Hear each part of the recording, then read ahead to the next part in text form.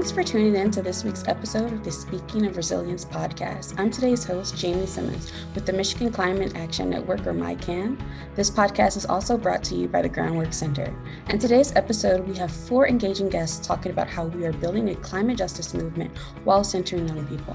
Our guests are Joshua Perkins from the Black Millennials for Flint, Holly Pummel, a student leader at Michigan State University, Latia Leonard from Equitable Youth Energy Squad, and Erika Elena from Michigan Environmental Justice Coalition. I had the opportunity to moderate this panel discussion at the Michigan Climate and Clean Energy Summit on May 27th. We talk about what building power means, allowing young leaders to take the lead in digital organizing, and economically investing in young leadership.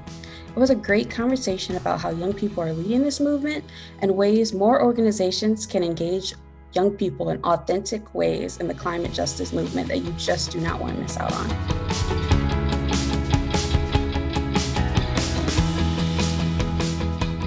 I got into this work when I was the president for Memphis Urban League Young Professionals. We started partnering with Black Millennials for Flint to do work around lead in water. And so we started canvassing and getting awareness out to communities about lead pipes and just kind of starting a conversation.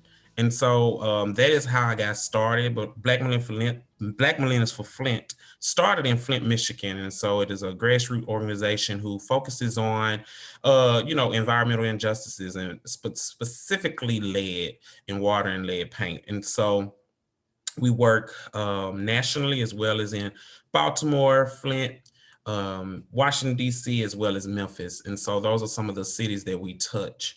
And it's just been very rewarding to do this work, bring awareness, and start being change agents. And so that is what our mission is, to actually step up, not just talk about it, but actually also propose solutions and hold people accountable that are in the seats to make change. And so I'm just glad to be here. And that's my brief summary. Thank you, Josh, and thank you for joining us today. And I look forward to hearing more about your perspective and the work that Black Millennials for Flint has done and will be doing in the future to uplift youth experience, education, and voices in this climate action movement. Next, I would like to invite Holly Pummel, a student leader and former sustainability assistant for Michigan State University, to share more about herself and her journey within this movement in Michigan. Thank you, Jamie. My name is Holly Pummel. I use she, her, hers pronouns. So I just graduated from Michigan State University in Environmental Economics and Management.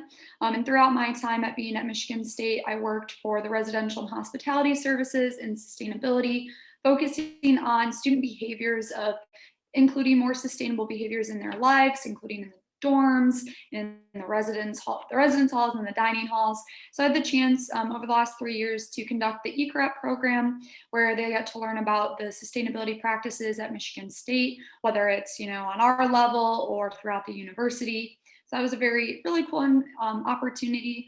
I also was a student leader for the Sustainable Business Association, where I had the opportunity to work with a bunch of students within my major who were interested in learning more about their network, attending, conferences such as these to expand, what's going on in Michigan, what's going on nationally, internationally, when it comes to climate change and sustainability.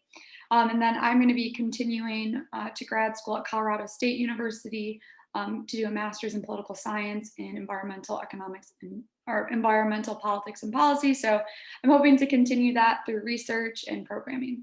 Thank you. Thank you, Holly, and also thanks for being a part of this panel. As also a fellow graduate of MSU, it always brings me joy to have a Spartan within the conversation.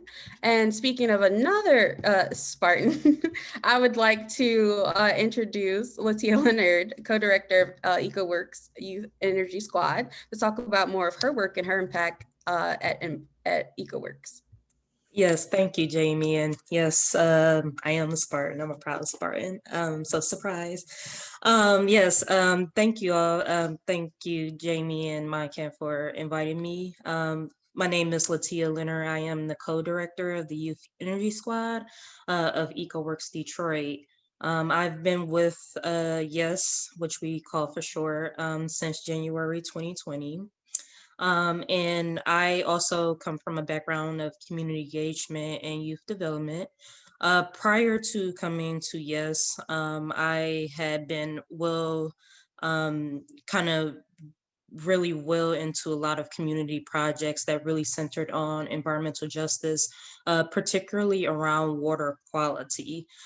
So I've been very blessed to be able to help do a lot of community building around lead and waters, particularly working in communities around Flint, working in Benton Harbor, working in Highland Park, and even working in Detroit, working with some of our partners across Southeast Michigan, leading a lot of that work. And so this work has really broadened my understanding of not just what it means to have racial justice and equity in this space, but also really widening my lens to how it specifically impacts one of our most vulnerable populations.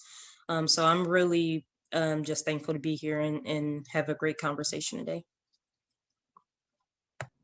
Thank you, Latia, and we're happy to have you here as well.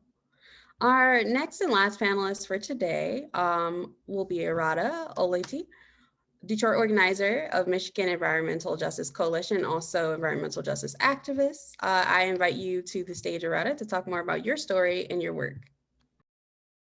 Yes, thank you, Jamie. Peace, everybody. My name is Erika Leonard. I go by Erika for short.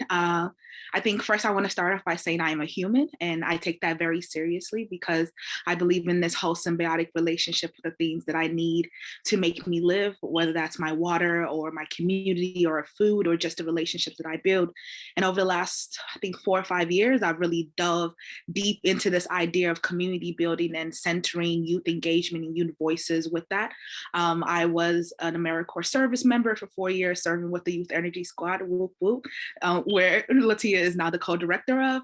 And then during my time in that space, I was able to not only serve young people and helping them build place-based skills around green infrastructure, but also starting programs of my own. I started something called 28 Days of Black Excellence, where I bring Black and Brown professionals to schools to have conversations with young people about unconventional jobs. So we have anywhere from artists to people who are climate activists, to people who do STEM as their focus, but really wanted to make sure that young people, and especially Black and Brown young people, were able to see people that look like them in fields that they aspire to or didn't even know existed. More recently, I started a project and now company called the Chip Bag Project, where I turn potato chip bags into sleeping bags for the homeless. And we use that to not only hire displaced and nomadic individuals, but also provide education around just our trash infrastructure. And then now I am with MEJC as our Detroit organizer. And it's just been a great experience to be able to not take all of those skills that I've learned over the last couple of years and put that into real community work and being not only a voice for my community, but being a resource hub too. So I'm really excited to be here and thank you so much.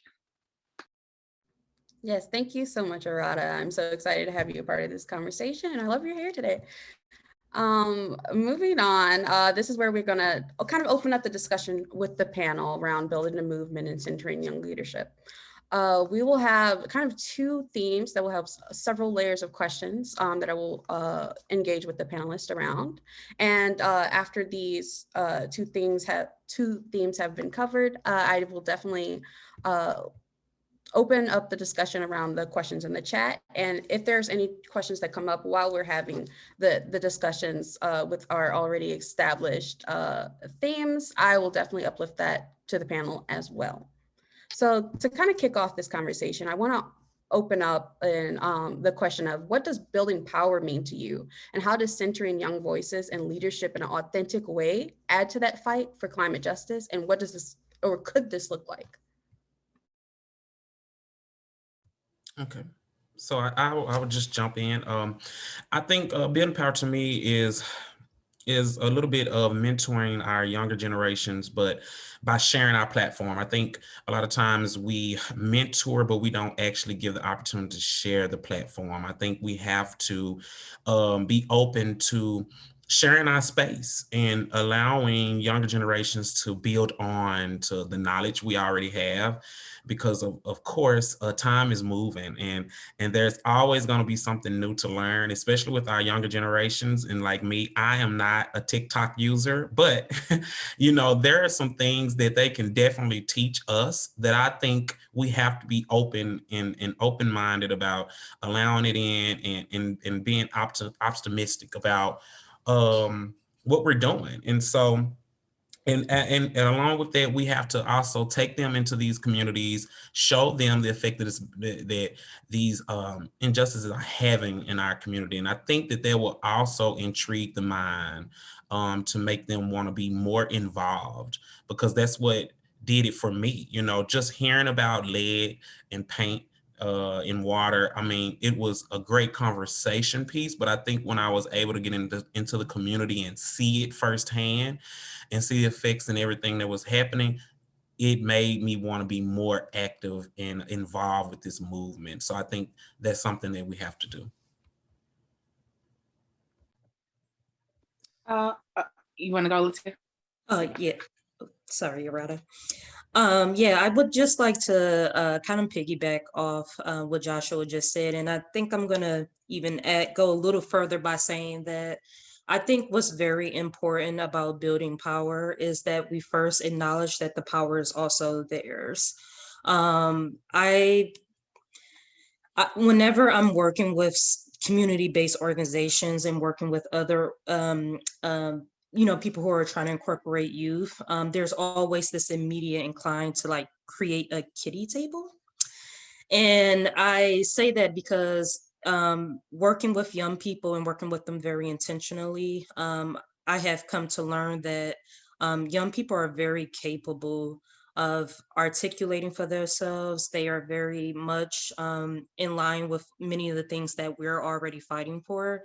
And sometimes it, like Joshua just pointed out, it just becomes a matter of us sharing that with them. When I was specifically working in Flint, I allowed myself to only be a venue for allowing them to have their voice, and so that I was not speaking for them. Here is the mayor of Flint. You talk to her directly about what your concerns are. Here is the tools to do X, Y, and Z. You plan and figure out, and I will just be a resource. I think many of our young people are they're at most they're frustrated because they feel like they come into spaces and there is so much assumption about what they do and don't know. And I think we just need to start there with saying that there is no I'm here because I'm older or I'm an adult, but that you have knowledge as well that you bring to the space, and that we need to elevate that as much as possible.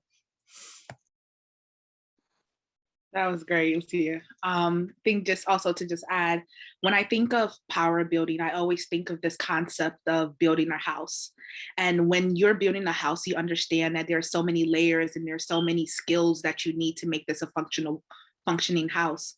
And when you're trying to build power, you think of it in that way. Young people have their own special set of skills and their own perspective that they use and that we don't even know about, that we can't tap into because we're not in that age range and we don't live in that world. So we have to understand that as we're bringing them into the space, we have to create space for them to be able to use that power and to exercise that, and not necessarily feel as if they need to jump onto the things that we've already established, but giving them space to be able to create their own roles, create their own ideas, use their own set of skills, and not feel like they have to kind of fit into our movement, but allowing the movement to be so expendable and so malleable that they can just come in and say, hey, I'm going to create my own lane. I'm going to create my own thing. I'm going to do my own thing. Because a lot of the time, adults, as somebody who is just crossing the threshold, I'm going to say as somebody who is just crossing the threshold of a young person to adulthood, I always felt as if I was coming into a space to give a young person's voice, but not a young person's energy. Like they just wanted me to come and talk and say something, but nobody really respected the things that I was saying. And I had a wealth of knowledge because I was living that life. So as we're trying to build power, especially building power with young people, we have to make sure that we're elevating the already established power they do have, and not necessarily feeling like we have to now give them newfound power, just lifting up the power they feel within themselves and letting them know, no, whatever space they're in right now is valid, is needed, is respected, and it's definitely a part of the movement, and not feeling like we have to change them to fit the already established structure that we have in mind, but allowing them to come as they are and saying, hey, we'll create space for you. If you're only good at social media and TikTok, we'll create that space for you. If you want to learn about emails, we'll create that space for you, but not just saying we need this, now fall in line and do that. Because at that time you start to go stagnant and you're not evolving and you're not growing, and young people are growing and evolving, and that's how we build a power movement together. That was all amazing. I would have to say that, building the movement forward, there's the realization that climate change impacts everybody, and we have to move together and work together and find ways. But I do think that it's important to raise the voices of young people, because they're the ones who are going to be dealing with these issues later on. Not everyone's going to be around for that, and we have to realize what innovative ways can they help us move forward. And just being at Michigan State, I can think of so many amazing student leaders at MSU who I'd love to bring in here and talk about what they're doing on campus. There's so many avenues and journeys that people go on of figuring out what part of climate change do they want to address. And I think that that's a really great opportunity for people to work together, whether, you have somebody who's a mentor or a facilitator for things, or introducing you to other groups to use your voice is so essential in this movement. And I was very fortunate at MSU within my position that I had the chance to really make up my own position, what I was doing with these eco reps, how did I talk to them, and getting their feedback, because I never wanted them to feel less, even though I was leading the program. I wanted them to feel like they were part of a bigger group, and that we were working together to make a Spartan Green Living certification for students to understand their sustainable, their behaviors and their lives, and how can they talk to people on campus about different programs and what's going on in Michigan in general. I think there's a lot of great conversations that can be said, and building together is the only way we're going to do that. I completely agree. That was a great way to kind of top that conversation off of building together is how we do that. And we've kind of brought up so far the idea of sharing space and bringing light to the injustices, so people, and especially young folks, can actually put names and labels to things that are happening, can really start walking through their communities and through society, actively being aware of things that's going on and why and impacts.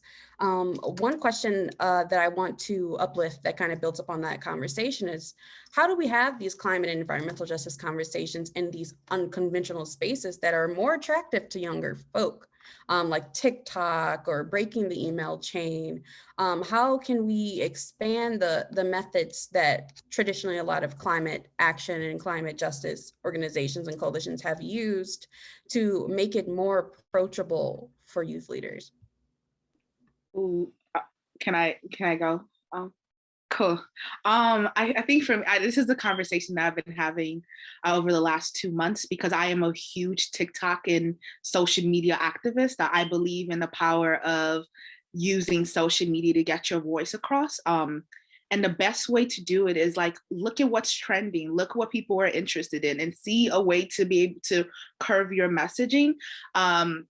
I talked to a friend of mine and I was like, man, I'm really trying to get down with all this propaganda that oil companies are spilling out on TikTok and stuff. And how do we start to co-opt that message? How do we take that and make that our own too at the same time, by still keeping a very real conversation and including people in the community? And it's very easy to do that. I look up every single day when I wake up in the morning. It's very annoying at times, but I look up what's trending. I look what's trending on social media. If people are listening to a certain sound, if I'm going to make a climate video, that's what I'm putting that sound to, because that's how you get young people to be interested.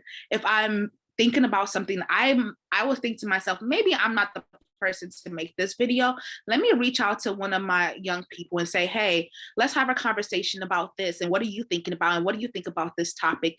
And if they tell me, yo, this is boring, I don't like the way you're saying this, I don't get offended. I'm like, okay, how can I make this more interesting for you? I have conversations with young people. A lot of the times we sit in silos like this, and we talk about what we need to do to get young people in, instead of just asking young people, what do you need to feel more connected into this conversation? What do you need to make you feel bought in? The same way we would do that in a space is the same way you do that on social media. You give the power to them and you ask them those very direct questions and say, hey, how can I make this more interesting for you? Whether that's you're going to the things that's more trending, you're talking to young people to give them the message and have them be the voice for that messaging, even if you might be the arbiter of the script or whatnot, it's perfectly fine to do that because you're still giving power to them. You're allowing them to use their voice to make a change while still providing guidance and providing that resource for them. So again, it's just making sure that you're checking about what's trending. Like, you don't have to sit in your room and figure and like try to imagine, oh my God, I don't know what's hip right now. They have a button on all social media platform that says what's trending. You can look at that and you can Google and you can see this is what's hip right now. Reach out to young people. We all know a young person. We can say, hey, can I just have a conversation with you for 5 minutes? I'll pay you $20. I will pay you $40. Just talk to me for 1 second. Can I pay young people to make videos for me on social media? I don't just say, hey, come do this for your free time, but like I give you monetary value because I want you to know that your voice and the thing that you're speaking on does affect your future. And a lot of young people equate their future with economic status. So if I am going to tell you about your future, I'm going to say, how can I start to add to you economically now? And a way to do that is through social media. Young people want to be paid for their TikToks. Pay them to make you a TikTok. Pay them to make you a social media post. Pay them to do your email stuff for you to a younger generation and younger crowd.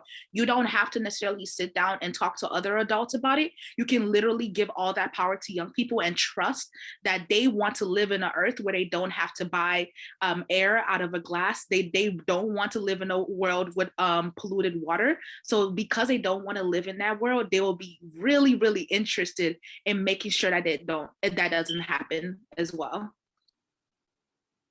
Yeah, I totally agree with all of that. And our CEO, Latricia Adams, is the queen of using the hottest songs, the hottest things that's out to create the actual titles and topics and things of that nature. And I think that that's very catchy. And that's definitely something that intrigues the younger generation. And so kudos to her for always making sure that it's very appealing. And I think we have to get out of the traditional flyers and things of that nature. We have to catch them how we can, like with the video flyers now, the moving flyers, the different graphics and things that go into it. And so, and we definitely use our ambassadors and have those conversations that Erika is talking about to try to stay, up to date with what's going on. And as I'll say, to stay hip, and catch up. And so I definitely agree with all that that you said.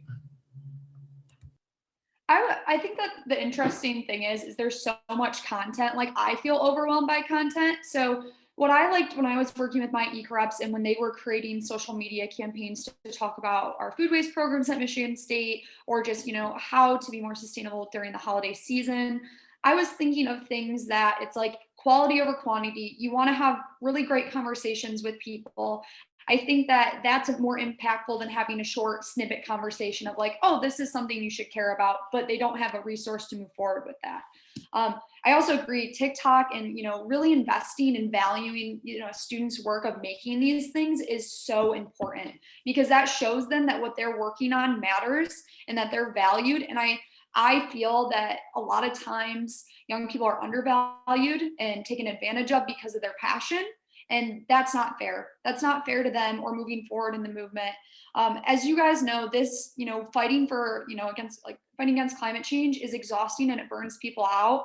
And if you aren't valuing those people, even if it's, just talking with them and just saying, you're doing a really nice job, this is really good work, or helping them move forward in their goals, like those are things we need to think about when we're building the movement and when we're talking with others and how we move these conversations forward. And like everyone else is saying, TikTok is great, social media is great, but there's also a limit with that of, your focus and your patience to do it. So what other ways can you have valuable conversations? Is that, with your family? Is that with your friends? Are you part of different organizations that aren't totally in line with climate change? I value that. And I know that I have conversations with people over coffee or over a beer, whatever that may be, you know, if you're legal to drink, all those good stuff. It's great to have those opportunities and those conversations.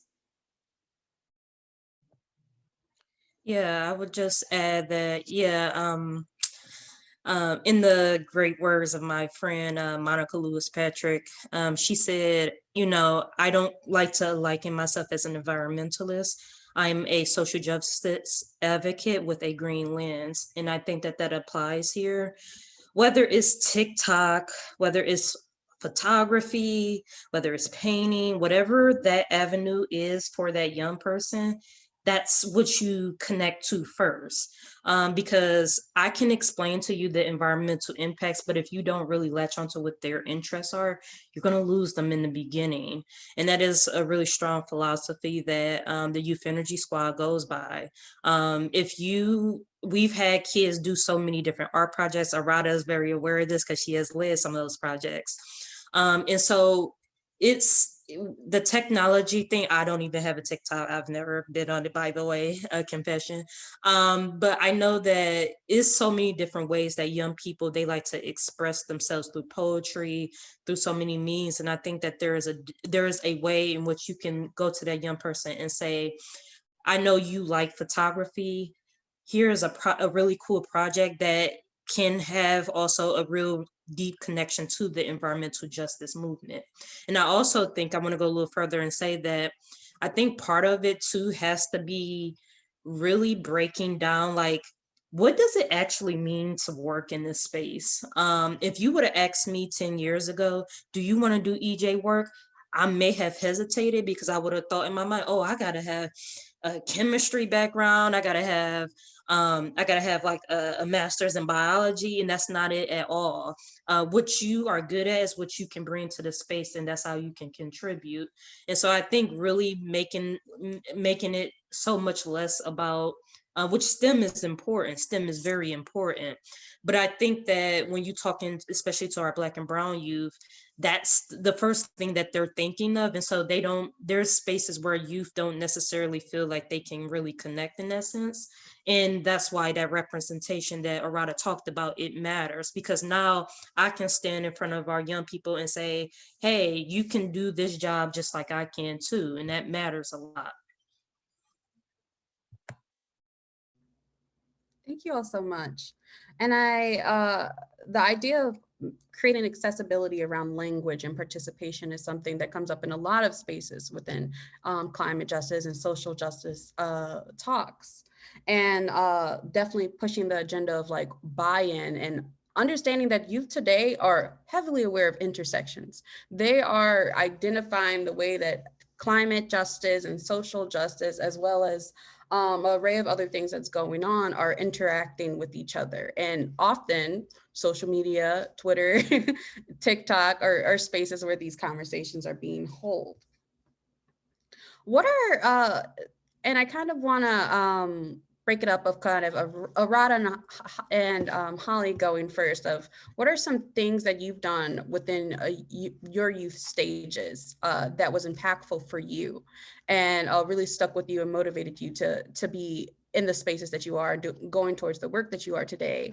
And for Latia and Joshua, what are some things that your organizations have done that had amazing turnout and really was inspirational to the communities that you serve? I'll grab though. I think for me, something that was really valuable was the fact that I was allowed to make mistakes. When I served with Youth Energy Squad, that was like my place where I could make mistakes. I could ask questions. I could come into that space and say I did not know. And also say, this is what I'm good at, and this is how I want to use my skills and flex my skills. And all of that was really respected. So for me, that was a really valuable experience because it let me know that I could do anything in this world, and I had no limits, and that like my limitations were only shortened by the amount of questions I did not ask. So if I was very curious about something, I didn't ask a question. I'm limited by the fact that I did not know, I did not explore that conversation. So again, for me, it was a lot of the room that I was given to in my, I call yes, like my first adult job, because like, even though it wasn't a job, it was a space that allowed me to learn jobbing skills. Ooh, I broke something. It was a place that allowed me to learn jobbing skills while still allowing me to be a youth and be young and be curious and not like have to curb my curiosity.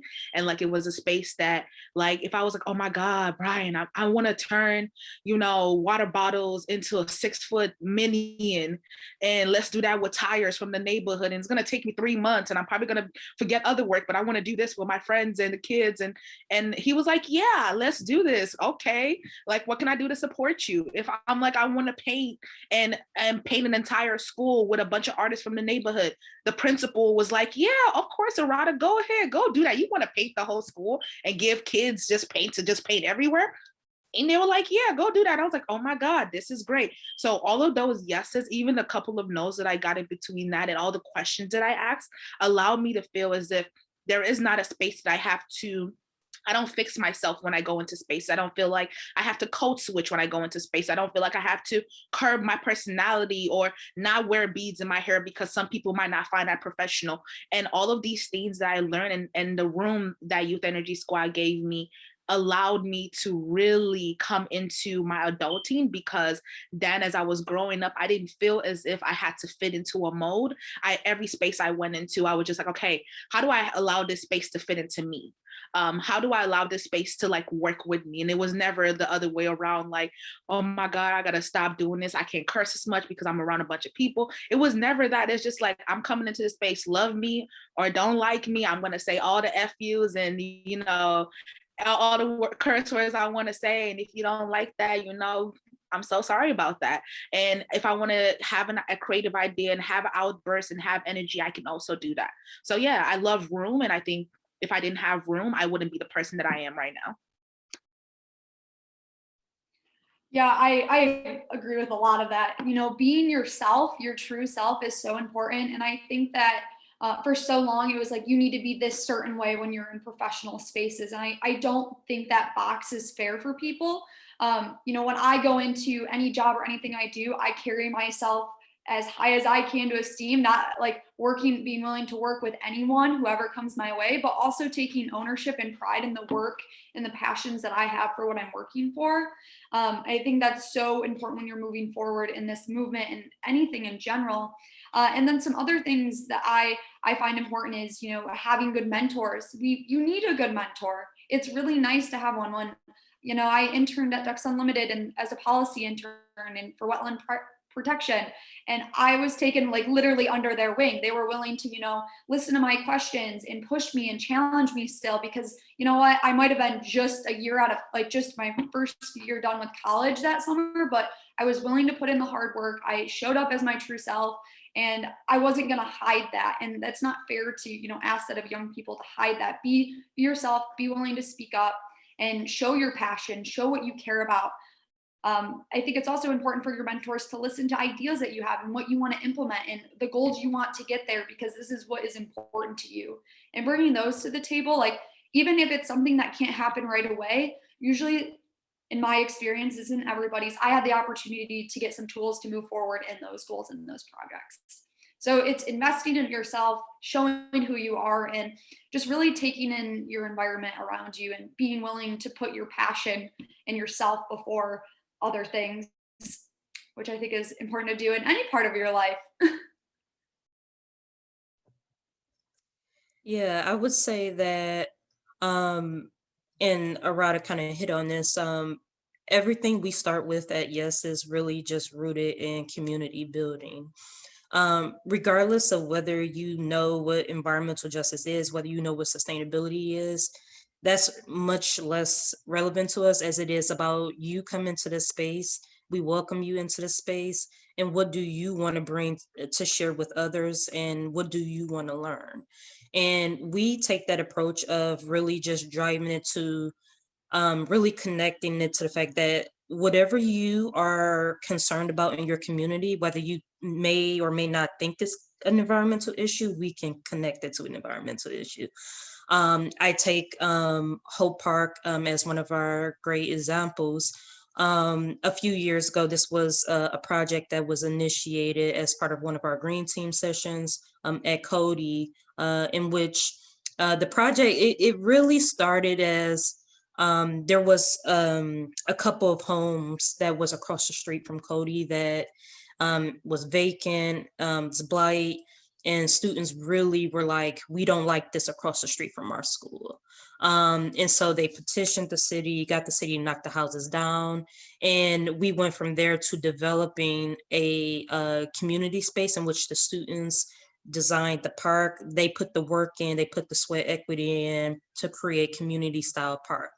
Because it was the blight in the houses that started that seed, however way it was planted, but it started with those homes.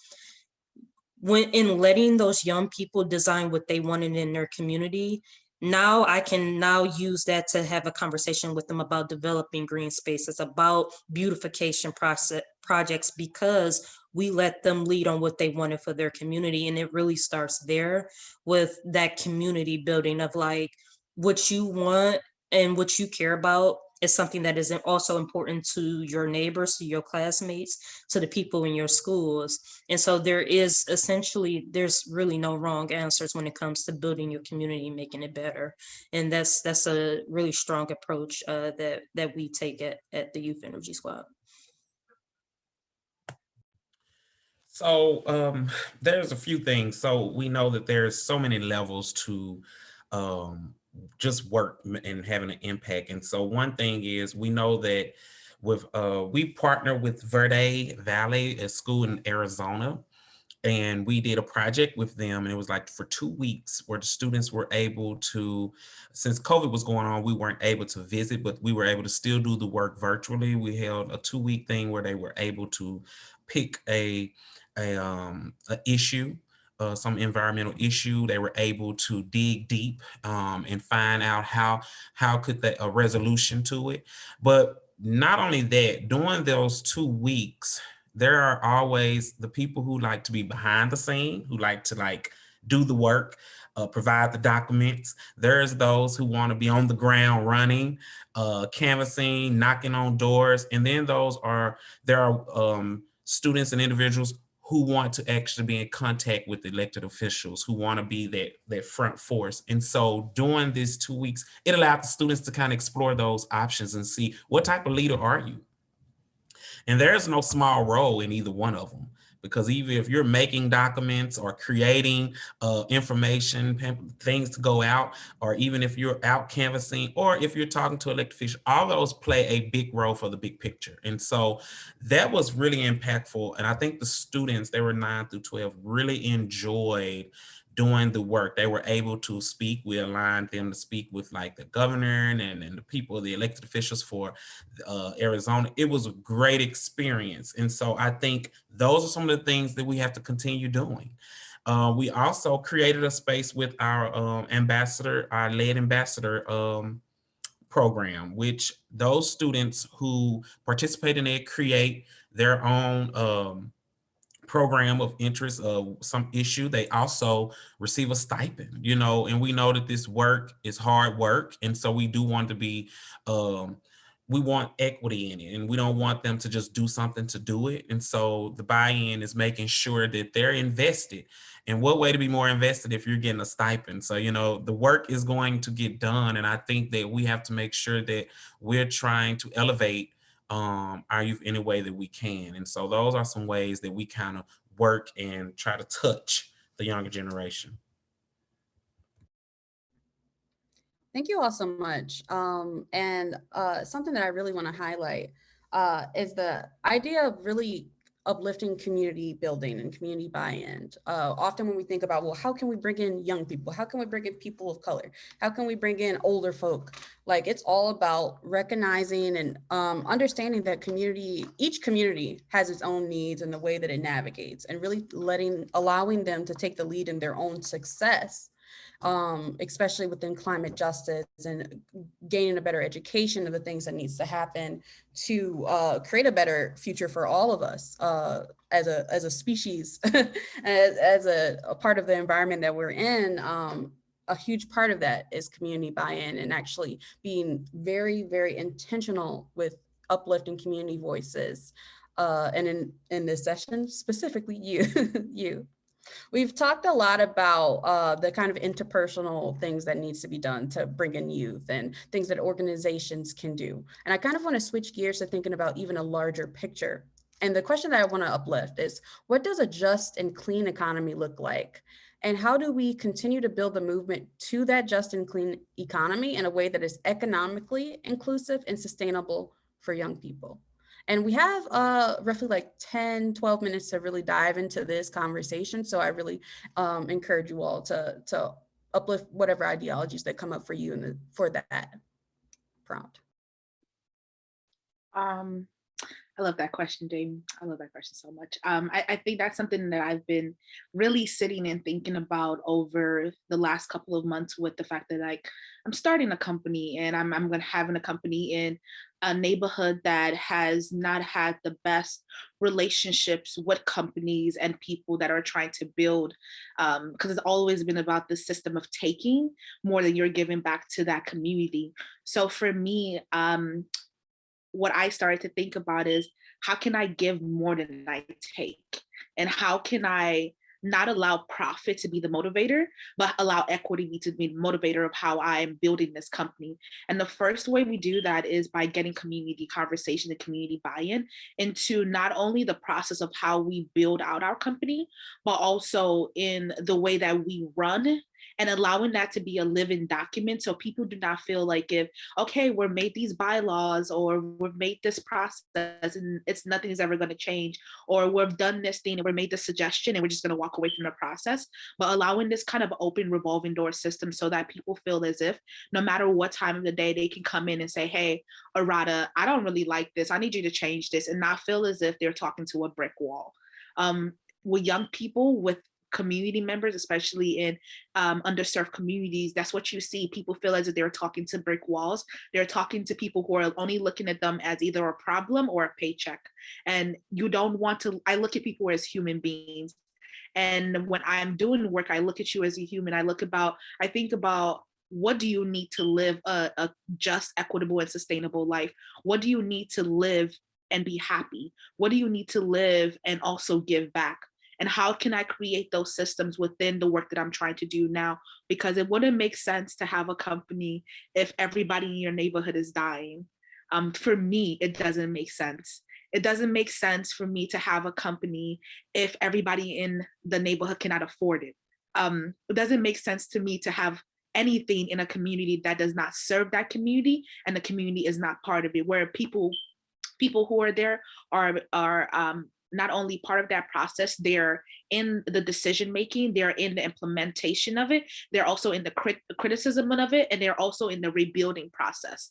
So again, for me, it's like creating a space where people can always feel like they can talk to you, and a living system that people always know that is going to change. What you're seeing today does not have to be our forever system, and our forever system is always evolving. Making sure that we're getting community voice, not in a very passive way, but in an active way, where we're taking your voices and we're using it right then and there. And also we're giving you space to criticize how we use your voice or how we use your suggestion, and also creating more avenues so that each individual person that's in that process feels as if they have equity. We offer shares to community members who are in our neighborhoods, that we have chip back projects. We have, I do that because I want you to feel like this is your company and not just a company in your neighborhood. So like really those kind of systems, and like we're trying to build life cycles for people. If you're trying to build a life cycle for a person, you think about, what do I need and what does this person need to live? And when you start thinking about that, and not only in a community perspective, but in an individual perspective, you have complete buy-in. Yeah, I like that, and I think that I'm gonna go with what Brian shared earlier in the session I was in, when he said change the narrative and the narrator. if we have to. And I think that that's very important, that we're doing both. And I'm gonna use this analogy here. If I get a flat tire or something, a nail in my tire, I have two options. I can get that tire plugged, or I can buy a new tire. And I think, when we're thinking about what we're doing now, we have to make sure that we're not thinking about just right now. We need to make sure that we're coming up with solutions that can last for a long time and for generations to come, and not just a quick fix. And I think sometimes people want a quick fix. In reality, we need to think about, hey, how is this going to affect my grandchildren? How is this going to affect, children to come, generations to come, the Black and brown communities? What does this look like? And so I think we have to sometimes look way past in the future, try our best to do so, to make sure that things are working the way it should, and that we are passing knowledge down that they can continue to build on and grow on. And we're not just selfishly thinking about us right now. And if we can do that, I think that that's a great start to make sure that things are sustainable for our young people. Yeah, I would say that I think part of having a just, clean economy has this really strong intersection with equity in education. I think that, and I say this all the time, but there needs to be a complete destruction of the corporal nature of public education. Kids should not be just learning about climate change and sustainability when they are only about to enter high school. And that's something that, yes, has for years used as an intervention to say, like, it doesn't matter if you're only in the second grade. We can tell you about recycling, you'll get it. We can tell you about how to grow food in your own backyard, and you'll get it. And so I think that starting with there of saying, like, we need to have an education system that is built towards this, that will support this, not only for our students, but for our educators, and create a power knowledge construct around a clean economy, that is something that absolutely needs to happen. And one of the things that I always tell young people, especially even in our programming, is that, we need to have public education systems, especially post-secondary, that are geared towards these type of careers.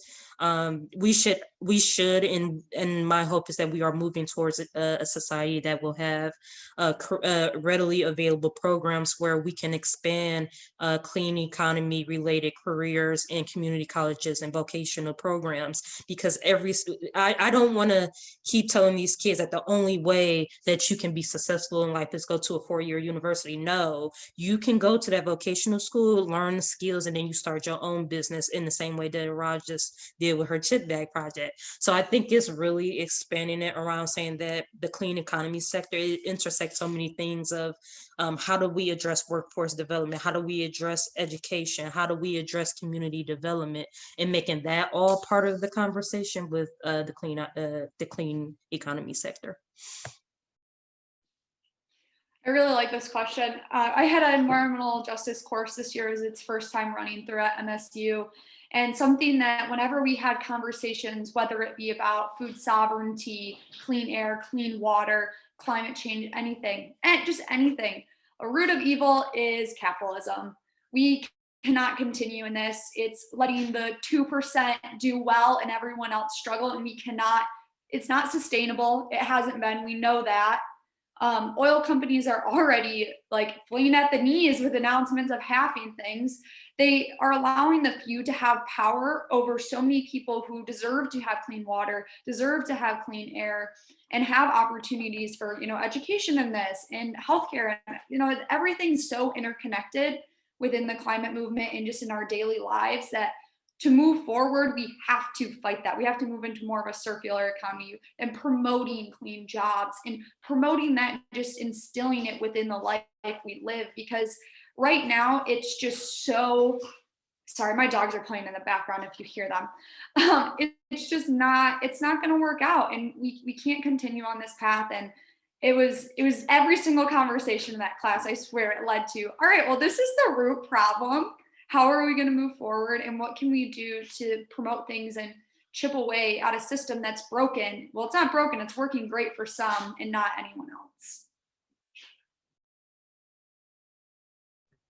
Okay, you all brought up an amazing points that I like are constantly on my mind as also being a younger person. Well, kind of being like Erika described earlier, younger person transitioning into adulthood. So when I think about a lot of things that we talked about today, one, investing in young people, literally putting money into their pockets for the work they do. I think a part of that capitalistic society ideology is volunteer work and unpaid internships. And as that might have worked for generations before us, we are all, when you think about students in college and just like the economic disaster that we had because of COVID last year, people really need money. People need money for buy-in, and that's not an unrealistic goal or unrealistic thing that we can't meet. So as we look into how to center and pull more folks in, especially youth, especially communities of color, putting money to that is just as important as any aspect of organizing. And we have 3 minutes left, so I just want to thank all of you for being a part of the panel and all the folks and attendees that are here joining us with this conversation. For those of us who might want to revisit this conversation, or we will be kind of organizing an advancement of this movement and this conversation and this work. I will be working with the folks on this panel to actually develop that space of bringing in more youth voices and kind of uplifting their ideas of how we can really expand the climate justice movement in our state and our country, and how young people should be the leaders of that movement. So I definitely want to, once again, thank you all, and can I give you the panels like 30 seconds to run through some last thoughts or comments that you might want to make. I just enjoyed this space, enjoying sharing this space with such brilliant young ladies. Thank you for sharing what you all shared. I think I learned some things from you guys as well, so thank you. And we'll just keep pushing and fighting. I feel very fortunate. Oh, go ahead. Sorry. No, you were first. All right, well, I feel very fortunate to be on this panel and to have these conversations, and, all of you guys in this Zoom call. We're moving forward. We have to, keep building together and do the best we can with that, but also making sure that we don't completely burn ourselves out, and giving us, your love and your appreciation for the work, all the hard work you're doing. So thank you for having me. Yeah, I would like to say thank you. I really enjoyed this conversation. I think it's a very, very important one. And if anyone on this call is thinking, wow, how can I take this information back and get involved with young people? You can reach out to young people to talk about that. Facts. For me, equity over everything. If you're not making equitable decisions, what decisions are you making? And if you want to pay somebody money, pay them a livable wage and not chump change. That's all I have to say. Thank you, Erika. Thanks for tuning in to this week's episode of the Speaking of Resilience podcast. You can find more episodes of the Speaking of Resilience podcast at our website, groundworkcenter.org/podcast, miclimateaction.org/podcast, or on all major podcast platforms. If you appreciate this content and want more of it, stay up to date by subscribing to the podcast wherever you listen in. Don't forget to like, subscribe, and leave a review. This helps other listeners find the Speaking of Resilient podcast. Like us on Facebook, Instagram, and Twitter at Groundwork Center and at MI Climate Action. Speaking of Resilience is created by the Groundwork Center for Resilient Communities and the Michigan Climate Action Network. This episode was produced by Taylor Kramer of Cold Shower Media in collaboration with Nick Loud of the Boardman Review.